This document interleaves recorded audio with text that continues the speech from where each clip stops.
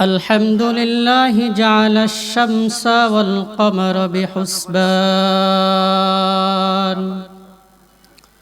والنجم والشجر يسجدان وفضل زمانا على زمان كما فضل مكانا على مكان وإنسان على الإنسان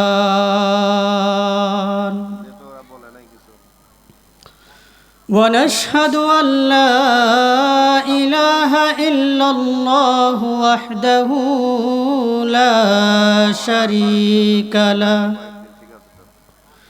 ونشهد أن محمدًا عبده ورسوله أرسله بالحق بشيرا ونذيرا وداعيا إلى الله بإذنه وسراجا وقمرا منيرا أما بعد فأعوذ بالله من الشيطان الرجيم بسم الله الرحمن الرحيم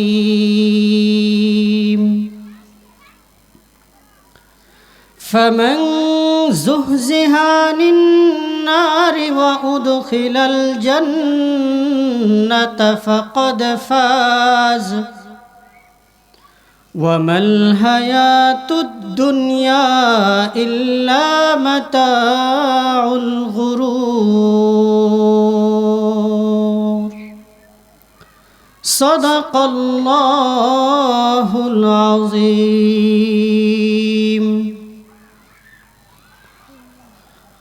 وقال رسول الله صلى الله عليه وسلم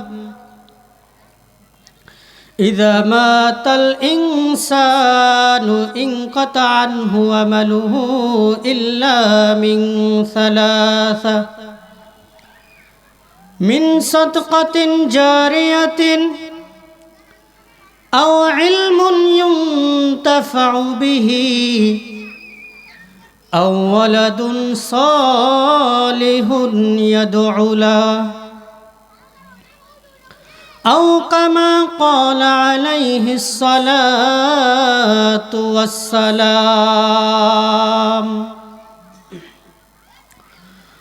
وقال الله تعالى في شان حبيبه إن الله وملائكته يصلون على النبي يا أيها الذين آمنوا صلوا عليه وسلموا تسليما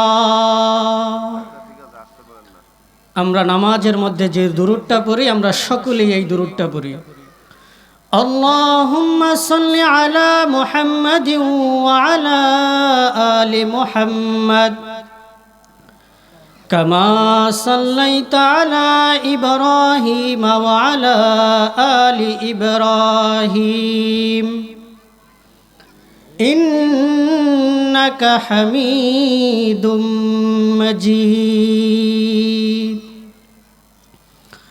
اللهم بارك على محمد وعلى آل محمد كما باركت على إبراهيم وعلى آل إبراهيم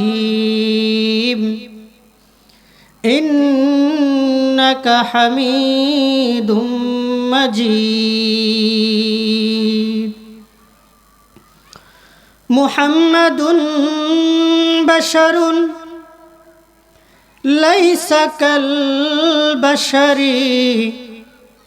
يقوت حجر ليس كالحجر بلغ العلا بكماله كشف الدجى بجماله حسنت جميع خصاله صلوا عليه وآله يا صاحب الجمل ويا سيد البشر من وجهك المنير لقد نور القمر بلغ العلا بكماله كشف الدجى بجماله حسنت جميع خصاله صلوا عليه وآله الحمد لله সর্বপ্রথম শুকরিয়া সেই মহান রব্বে কারীমের প্রতি যে আল্লাহ তাআলা আমাকে গার্মেন্টস শ্রমিক ও এলাকাবাসীর উদ্যোগে চতুর্থ বার্ষিকী তাফসীরুল কুরআনের মাহফিলে আসা এবং বসার তৌফিক দান করেছেন। পাশাপাশি আল্লাহ তাআলা কিছু কথা কোরআন এবং হাদিস থেকে বলা এবং শোনার তৌফিক দান করেছেন। ইতিপূর্বে আমার এক ভাই হযরত মাওলানা আবুল বাশার চৌধুরী সাহেব আলহামদুলিল্লাহ খুব চমৎকার কোরআন এবং হাদিস থেকে কথাগুলো বলেছে। একটা কথা আছে যে আকলমন্দ কে লিয়ে ইশারা কাফি হে, মানে যারা আকলমন্দ তাদের জন্য ইশারাটাই যথেষ্ট। আমার ভাইয়ে খুব সুন্দর সাবলীল ভাষায় কোরআনের তাফসীর করে আপনাদেরকে বুঝিয়েছে। আপনারা বুঝছেন না? বুঝছেন তো আলহামদুলিল্লাহ। আল্লাহর কাছে দোয়া করি ভাই যতদিন বেঁচে থাকে আল্লাহ তাআলা যেন আপনাদেরকে, শুধু আপনাদেরকেই নয় সারা বিশ্বের মধ্যে যেন এই কোরআনের দাওয়াতকে তুলে ধরতে পারে। সকলে বলি আমিন। তো বলতেছিলাম যে সেই রব্বে কারীমের প্রতি শুকরিয়া যে আল্লাহ তাআলা আপনাদেরকে আমাকে এই আল্লাহ তাআলার একটি মজলিসে আসা এবং বসার তৌফিক দান করেছেন। পাশাপাশি কিছু কথা বলা ও শোনার তৌফিক দান করেছেন। এজন্য সকলে সমিমুল কলব অন্তরস্থল থেকে আল্লাহ তাআলা আমাদেরকে যতটুকু শক্তি দান করেছে সবটুকু শক্তিকে গলার কাছে এনে শুকরিয়া আদায় করি আলহামদুলিল্লাহ। লক্ষ কোটি দুরূদ ও সালাম প্রেরণ করি সেই মহা মানবের উপর যাকে সৃষ্টি না করলে দুনিয়ার কুল কায়নাতের কোনো কিছুকেই সৃষ্টি করা হতো না। সেই মহা মানবের উপর একবার দুরূদ পাঠ করি সাল্লাল্লাহু আলাইহি ওয়াসাল্লাম। সম্মানিত হাজিরিন, আমি আপনাদের সামনে সূরাতুত তাওবার 185 নম্বর আয়াত এবং রাসূল সাল্লাল্লাহু আলাইহি ওয়াসাল্লামের অসংখ্য অগণিত হাদিস থেকে একটি হাদিস পাঠ করেছি। এই কোরআনের আলোকে এবং হাদিসের আলোকে কিছু কথা বলবো। এই কথাগুলো যেন আমরা সকলেই মেনে শুনে চলতে পারি। সকলে বলি আমিন। আমি আপনাদের সামনে আয়াতটা তেলাওয়াত করেছি যে আল্লাহ তাআলা কোরআনের মধ্যে বলেন, ফামান যুহজিহা আনিন নারি ওয়া উদখিলাল জান্নাতা ফাকাদ ফাজ ওয়া মাল হায়াতুদ দুনিয়া ইল্লা মাতাউল গুরুর।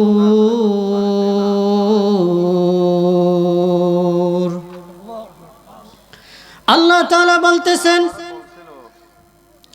যাদের নামটা জাহান্নামের খাতায় উঠে গেছে, জাহান্নামের খাতার থেকে যদি নামটা কাটাইয়া জান্নাতের খাতায় নামটা উঠাইতে পারে, ফামান যুহজিহা আনিন নার, ওয়া উদখিলাল জান্নাতা ফাকাদ ফাজ, জাহান্নামের খাতা থেকে নাম কাটাইয়া জান্নাতের খাতায় যদি নামটা উঠাইতে পারে ওই ব্যক্তি সফল কাম।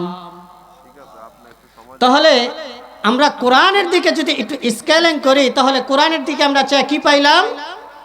যদি দুনিয়াতে আপনি আমি সফল নিজেকে মনে করি, সফল হতে চাই, তাহলে 1 নাম্বার কাজ হলো আগে জাহান্নামের খাতা থেকে আপনার আমার নাম কাটাইতে হবে, ঠিক কিনা ভাই? হ্যাঁ, তারপর কোথায় উঠাইতে হবে? জান্নাতের খাতায় নামটা উঠাইতে হবে, তাই না? তাহলেই কি আপনি আমি সফল কাম। আল্লাহ তাআলা সূরাতুল হাসর 20 নম্বর আয়াতে আল্লাহ তাআলা বলেন, লা ইয়াস্তাওয়ি আসহাবুন নার ওয়া আসহাবুল জান্নাহ, আসহাবুল জান্নাতি হুমুল ফাইজুন। মানে আল্লাহ তাআলা বলতেছেন,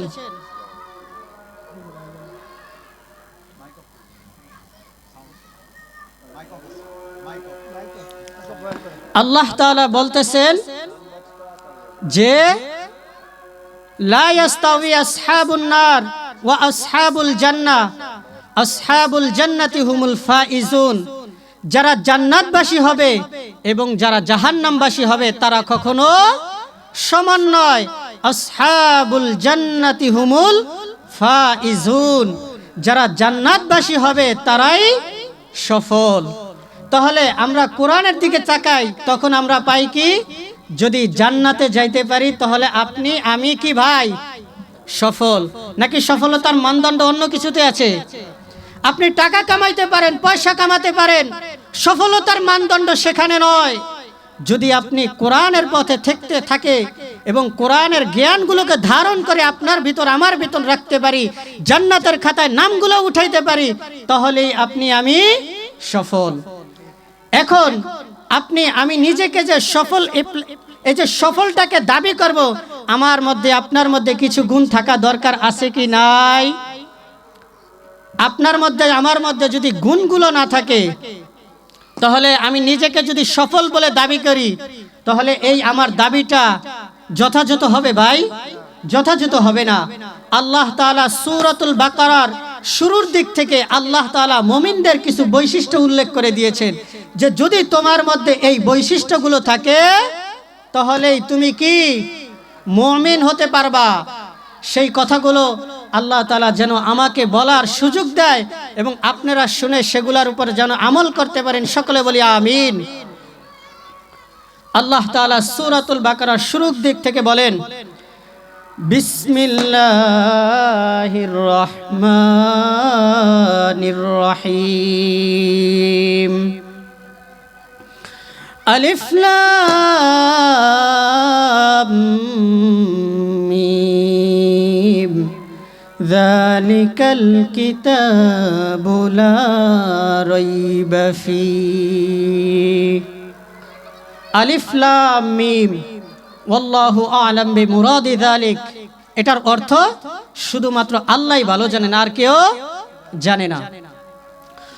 তারপরের থেকে আল্লাহ তাআলা বলতেছেন, যালিকাল কিতাবু লা রাইবা ফীহি হুদাল লিল মুত্তাকিন। শোনো শোনো, এটা এমন একটা কিতাব যেই কিতাবের মধ্যে সন্দেহ তো দূরের কথা, সংশয়ের যেই কিতাবের মধ্যে কোনো সন্দেহ নাই, সেই কিতাবটার নাম কি? কোরআন। সেই কিতাবটার নাম কি? আল কোরআন।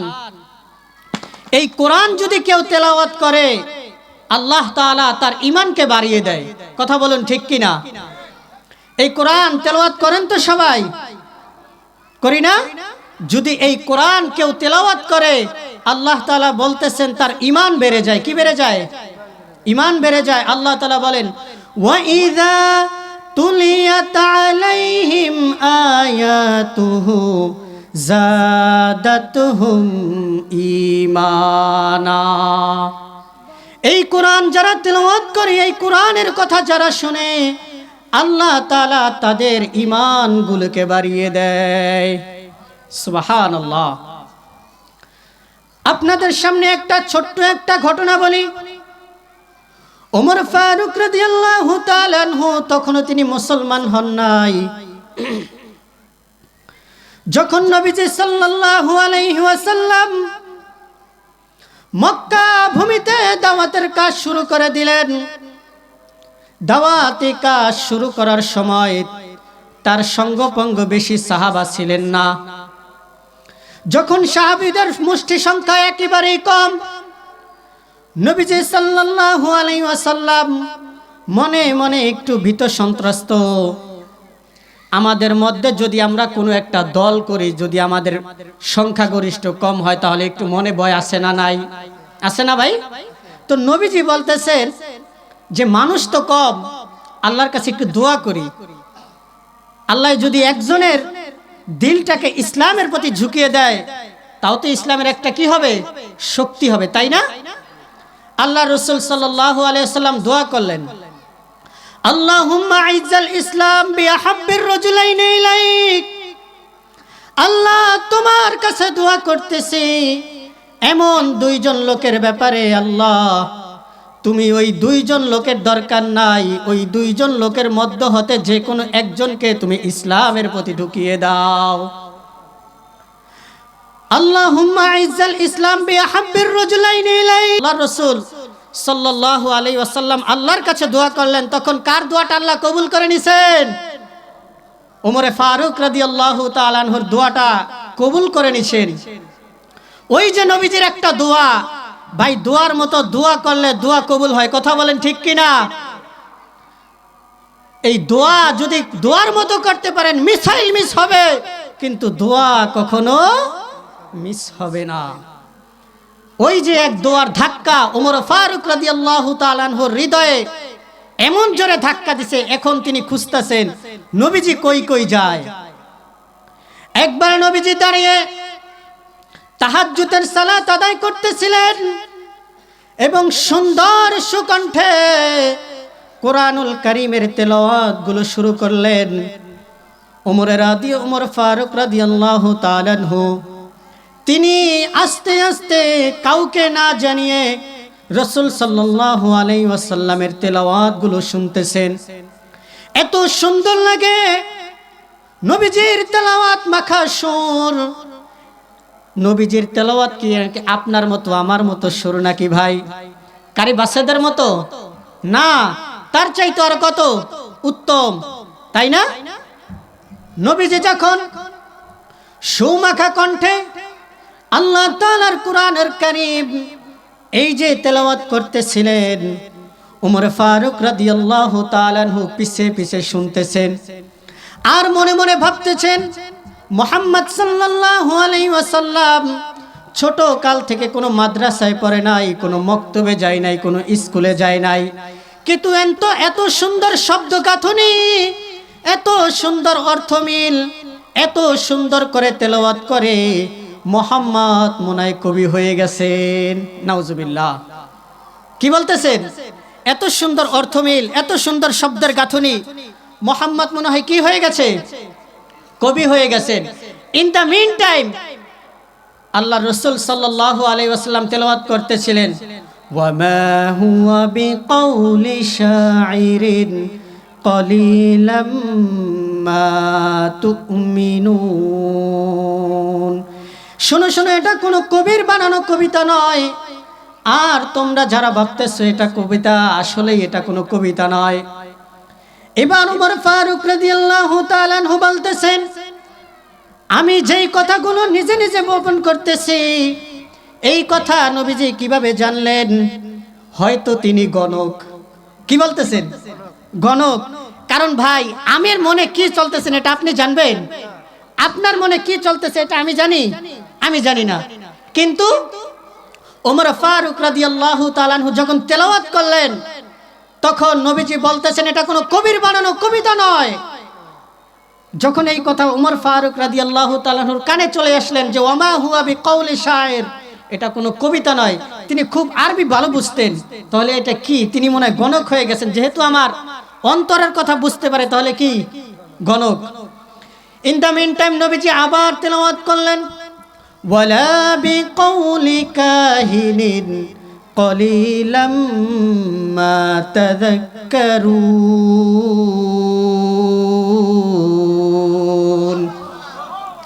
এটা কোনো গণকের বানানো গণক নয়। আমি যে পড়তেছি আমি কোনো গণক না। এবার তো তার মাথা আরো শেষ। কিরে, প্রথম ভাবলাম হয়তো কবি আমার অন্তরের কথা বুঝতেছেন, তখন তিনি বললেন যে এটা কবিতা নয়। আবার মনে করলাম যে যেহেতু আমার মনের কথা বুঝতেছেন, তাহলে সে হয়তো মনে হয় হবে গণক। কিন্তু পরে বলতেছেন ওয়ালা বিকাউলি কাহিন, এটা কোনো গণকের বানানো গণকও নয়। তাহলে এটা কি? তানজিলুম মির রাব্বিল আলামিন। এটা আমার আপনার রবের নাজিলকৃত একটা কিতাব। এবার তো তার মাথা আরো ঘুরায়। কিরে, কি হয়ে গেল? প্রথম একটা ধাক্কা খাইছে, দুয়ার ধাক্কা। দ্বিতীয়টা কি ধাক্কা? সূরা হাক্কা দিয়ে দিছেন আরেকটা ধাক্কা। এবার তো তার অন্তরের জ্বালা। কিরে, কি হয়ে গেল আমার অন্তর? এবার তিনি ছুটতেছেন। আবার শয়তান এদিক দিয়ে ওয়াসওয়াসা দিতেছে, মুহাম্মাদের কল্লা এনে দিতে পারলে এত এত পুরস্কার, 100 উট, 100 এটা, এমন এমন পুরস্কার। তিনি আবার শয়তানের প্রবঞ্চনায় পড়ে তিনি আবার মুহাম্মাদের কল্লা আনতে গেলেন। লম্বা ঘটনা। তার বোন এবং তার ভগ্নিপতি ঘরের মধ্যে গিয়ে তেলাওয়াত করতেছিলেন, দরজা টোকা দিচ্ছিলেন। যখন খুলে দিলেন, অঝরে তাদেরকে আঘাত করলেন এবং বলতেছেন যে তোরা কি পড়তেছিস সেটা আমার কাছে দে, আমি একটু দেখি, তোরা কি এত পাগল পারা হয়ে গেলি। তখন তার বোন বলেন এটা হলো একটা পবিত্র কোরআন, লা ইয়ামাসসুহু ইল্লাল মুতাহহারুন। এই কোরআন পবিত্রতা ছাড়া স্পর্শ করা যায় না। যখন তিনি অজু করে আসলেন, অজু করে আসে গোসল করলেন, গোসল করে অজু করে আসলেন, এবার তার হাতে দিলেন আল্লাহ তাআলা তৃতীয় না একটা ধাক্কা দিলেন সূরাতুত তাহা দিয়ে। কি সূরা? সূরাতুত তাহা। আল্লাহ তাআলা পবিত্র কোরআনের কারিমের মধ্যে বলেন তাহা মা আনজালনা আলাইকাল কুরআনা লিতাশকা ইল্লা তাযকিরাতাল লিমান ইয়াখশা। যখন আল্লাহ তাআলা এই তিনটা ধাক্কা দিয়ে যখন ওমর ফারুক রাদিয়াল্লাহু তাআলা আনহুর হৃদয়টাকে গলিয়ে দিল, তখন তিনি বললেন তোরা আমাকে নবীর দরবারে নিয়ে যা। নবীজি সাল্লাল্লাহু আলাইহি ওয়াসাল্লামের দরবারে গিয়ে কালিমা পড়ে মুসলমান। আল্লাহু আকবার। তো এই কোরআন যারা থাকবে, এই কোরআনের পথে যারা থাকবে, কোরআনের কথা বুঝবে, কোরআনের কথা শুনবে, তাদেরকে কি করে দিবে আল্লাহ? ওয়া ইযা তুলিয়াত আলাইহিম আয়াতুহু যাদাতুহুম ঈমানা। এই কোরআনের পক্ষে যারা থাকবে, এই কোরআন যারা তেলাওয়াত করবে, এই কোরআনের তেলাওয়াত যারা শুনবে, তাদের ঈমানগুলোকে আল্লাহ তাআলা বাড়িয়ে দিবে। আল্লাহ তাআলা বলতেছেন হুদাল্লিল মুত্তাকিন, এই কিতাবটা মুত্তাকিনদের জন্য হেদায়েত স্বরূপ। কোন মুত্তাকিন? আল্লাযীনা ইউমিনুনা বিল গায়ব। ওই সমস্ত মুত্তাকিন যারা কি করে? আমি আল্লাহ তাআলাকে না দেখেও বিশ্বাস করে। ভাই, আমরা এখানে যারা আছি আমরা সবাই আল্লাহকে বিশ্বাস করি না? জীবনে কেউ কে আল্লাহরে দেখছি? তো হাঁটুরাম তো দেখি, কেউ দেখি নাই। দেখছি? কেউ দেখি নাই, কিন্তু আল্লাহকে বিশ্বাস করেছি তো। তো আল্লাহ তাআলা বলতেছেন আল্লাযীনা ইউমিনুনা বিল গায়ব, ওই সমস্ত মুত্তাকিন যারা আমি আল্লাহ তাআলাকে না দেখে আমি আল্লাহকে বিশ্বাস করেছে।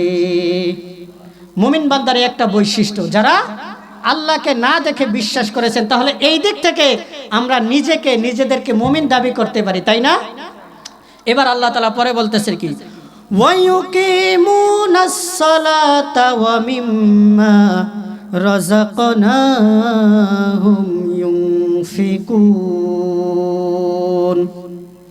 ওয়ায়ুকিমুনাস সালাহ, আমি আল্লাহ তাআলা তাদের উপর যে 5 ওয়াক্ত নামাজকে ফরজ করে দিয়েছি, এই 5 ওয়াক্ত নামাজ তারা ঠিকঠাক মতো আদায় করে।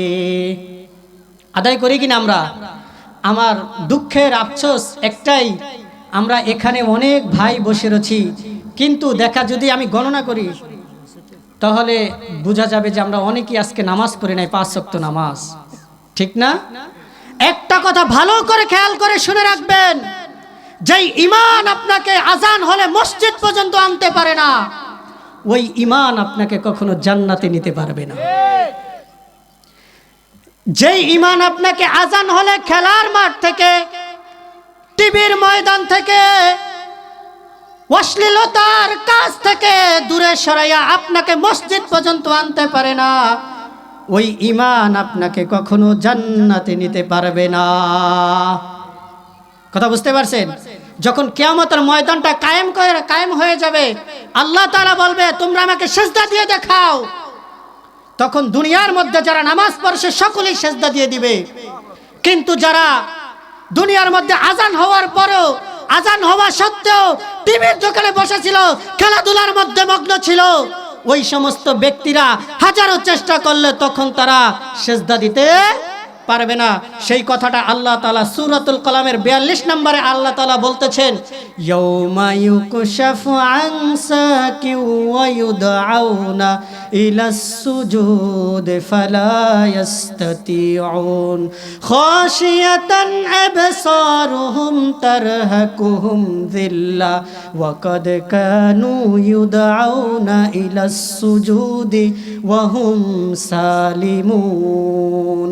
সেদিন তাদেরকে সিজদার জন্য ডাকা হবে, কিন্তু তারা সিজদা দিতে পারবে না, তাদের পিঠটা কাঠের মতো সোজা হয়ে থাকবে। নাউজুবিল্লাহ। তাহলে ভাই, সিজদা আপনাকে আমাকে কি করতে হবে? দিতে হবে। যারা একেবারে নামাজ পড়ে না, এক ওয়াক্ত নামাজ পড়ে না, শুনে রাখুন তারা কোন জাহান্নামে যাবে। আল্লাহ তাআলা কোরআনের মধ্যে বলেছেন, ইয়াতাসাআলুনা আনিল মুজরিমিন মা সালাকাকুম ফি সাকার ক্বালু লাম নাকু মিনাল মুসাল্লিন। যখন তাদেরকে জাহান্নামে নিয়ে যাওয়া হবে, তখন ফেরেশতারা তাদেরকে জিজ্ঞাসা করবে, আজকে তোরা কোন কারণে এই সাকার নামক জাহান্নামে চলে আসছিস? তখন তারা বলবে, ক্বালু লাম নাকু মিনাল মুসাল্লিন, আমরা দুনিয়াতে মুসল্লি ছিলাম না, তাই এই জন্য সাকার নামক জাহান্নামে চলে আসছি। একটা কথা মনে রাখবেন, যারা 5 ওয়াক্ত নামাজ পড়ে না তাদেরকে দেওয়া হবে জাহান্নামে। ওই জাহান্নামটার নাম হলো সাকার। সাকার নামক জাহান্নামে তারা থাকবে। এবং তামাম মুসল্লি আছে, যারা আছে 1 ওয়াক্ত পড়ে 2 ওয়াক্ত পড়ে না, এই সমস্ত মুসল্লিরা যাবে ওয়াইল নামক দোজখে। আল্লাহ তাআলা পবিত্র কোরআনের মধ্যে বলেন, ফাওয়াইলুল লিল মুসাল্লিন আল্লাযীনা হুম আন সালাতিহিম সাহুন। আল্লাহ তাআলা বলেন, ওই সমস্ত মুসল্লিরা ওয়াইল নামক দোজখে যাবে যেই সমস্ত মুসল্লিরা নামাজের ব্যাপারে উদাসীন ছিল। তার মানে 1 ওয়াক্ত নামাজ পড়েছে, 2 ওয়াক্ত পড়ে নাই, এই সমস্ত মুসল্লিরা ভাই কোথায় যাবে? ওয়াইল নামক দোজখে। কোথায়? ওয়াইল নামক দোজখে। তাহলে এবার শুনেন, যারা 5 ওয়াক্ত নামাজ একেবারেই পড়ে না তারা কোথায় যাবে? সাকার নামক দোজখে। এবং যারা 2 ওয়াক্ত 3 ওয়াক্ত পড়ে এই সমস্ত মুসল্লিরা কোথায় যাবে? ওয়াইল নামক দোজখে। আল্লাহ তাআলা আমাদের থেকে এগুলা থেকে হেফাজত করুক, আমরা যেন 5 ওয়াক্ত নামাজ ঠিকঠাক মতো পড়তে পারি। তাহলে আমাদের জন্য পুরস্কার আছে না যদি 5 ওয়াক্ত নামাজ পড়ি? আল্লাহ তাআলা সূরাতুল মুমিনিনের শুরুর দিক থেকে আল্লাহ তাআলা বলতেছেন, ক্বাদ আফলাহাল মুমিনুন আল্লাযীনা হুম ফি সালাতিহিম খাশিউন। ওই সমস্ত মুমিনরা সাকসেসফুল যারা নামাজের ব্যাপারে ভীতিশীল না হয়ে একেবারে আল্লাহ তাআলার একনিষ্ঠভাবে নামাজ আদায় করে। 5 ওয়াক্ত নামাজ ঠিকঠাক মতো যারা আদায় করে, আল্লাহ তাআলা বলেন, উলাইকা হুমুল ওয়ারিসুন, ওই সমস্ত ব্যক্তিরা মরার পরে তারা জান্নাতুল ফিরদাউসের ওয়ারিস হয়ে যাবে। তো আল্লাহ তাআলা বলতেছেন যে যারা 5 ওয়াক্ত নামাজ একেবারেই পড়ে না তাদেরকে কোথায় দিবে? সাকার নামক দোজখে। কোথায় ভাই? সাকার নামক দোজখে। যারা এক ওয়াক্ত দুই ওয়াক্ত পরে তাদেরকে কোথায় দিবে? ওয়াইল নামক দোজখে। আর যারা ঠিকঠাক মতো 5 ওয়াক্ত নামাজ আদায় করে তাদেরকে কোথায় দিবে? জান্নাতুল ফেরদাউসে। So the decision is yours, সিদ্ধান্ত আপনার। আপনি সাকরে যাবেন নাকি ওয়াইলেদা যাবেন নাকি জান্নাতুল ফেরদাউসে যাবেন, এটা একান্তই আপনার সিদ্ধান্ত। আপনি কোথায় যাবেন? যেই কথাগুলো বলছি সবগুলো কথা কোরআন এবং হাদিস থেকে বলেছি, একটা কথাও নিচ থেকে বালাইয়া বলি নাই। তারপরও যদি কোনো ভুল মিস ইনফরমেশন মুখ থেকে বের হয়ে যায়, আল্লাহ তাআলা যেন এগুলো আমাদের স্মৃতিপট থেকে মুছে দেখ। সকলে বলি আমিন। যেই কথাগুলো বলছি, আমি একজন ছোট মানুষ, নালায়েক মানুষ, কিচ্ছুই নাই আমার ভিতরে, তারপরও আল্লাহ তাআলা আপনাদের সামনে দুইটা কথা বলার ও আপনাদেরকে শোনার এই সুযোগ দিয়েছেন। আমি ছোট মানুষ, যদি আমার কথা কেউ কি করে যাবেন, তার কারো মনে যদি কষ্ট পেয়ে থাকেন, আমারে দয়া করে মাফ করে দেবেন। আমিও আপনাদেরকে মাফ করে দিলাম। আমাদের এই মাফটা যেন হয় আল্লাহ তাআলার সন্তুষ্টির উদ্দেশ্যে। সকলে বলি আমিন। যেই কথাগুলো বলছি আল্লাহ তাআলা আগে আমাকে, তারপর আপনাদেরকে সকলকে আমল করার তৌফিক দান করুক। আমিন। ওয়া আখিরি দাওয়ানা আনিল হামদুলিল্লাহি রাব্বিল আলামিন।